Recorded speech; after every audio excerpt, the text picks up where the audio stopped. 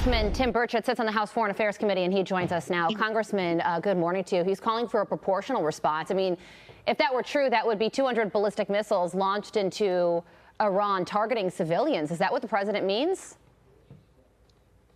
I don't think the president knows what he means when he said he's telling Israel they can't hit Iran and their nuclear sites. They're not developing nuclear energy, ma'am. They're developing nuclear weapons. They don't need nuclear energy. They're sitting on the largest oil supplies in the entire world, frankly.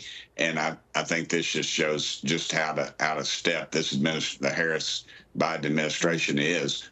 What's going on in the Middle East. This is not proportionate, and it's not strategic what Biden's talking about. That's why Netanyahu doesn't want American troops on the ground, because our rules of engagement get people killed on the wrong side.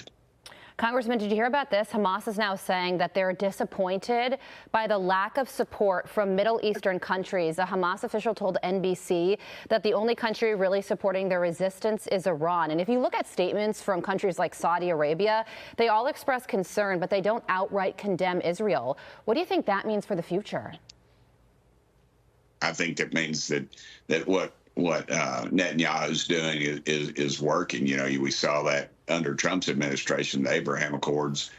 You saw them going together against evil, and this is just another example of that. They're sick of it. They don't need it. They have to. I mean, their sworn enemies are the Jews. We understand that, but they have to.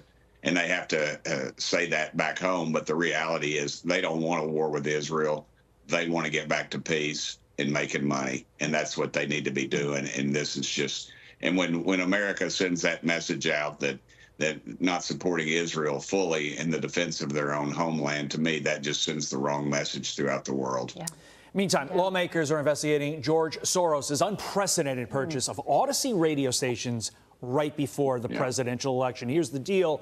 200 Odyssey stations are involved. The Soros Fund invested $400 million. The deal impacts 40 markets, reaching 165 million Americans. Oh, and by the way, let me add, $60 million in Democrat contributions have been linked to George Soros this election season. The FCC expedited its normal approval process when it comes to foreign ownership of stations. Why? Why did it bend over backward for George Soros? 30 seconds to you. During the Second World War, we did not allow foreign entities to own our radio systems. I think this is just an extension of that. You have a man that does not have America's interests at heart. He wants to destroy this country, and that's exactly. He is a money changer of the worst kind, and he will destroy this country and the economy of it. And this is why, more so than ever, we need Donald Trump in the White House. This kind of nonsense needs to stop. I need a yes or no on this. Can Oversight Committee do anything to stop this deal, or is it a fait accompli at this point?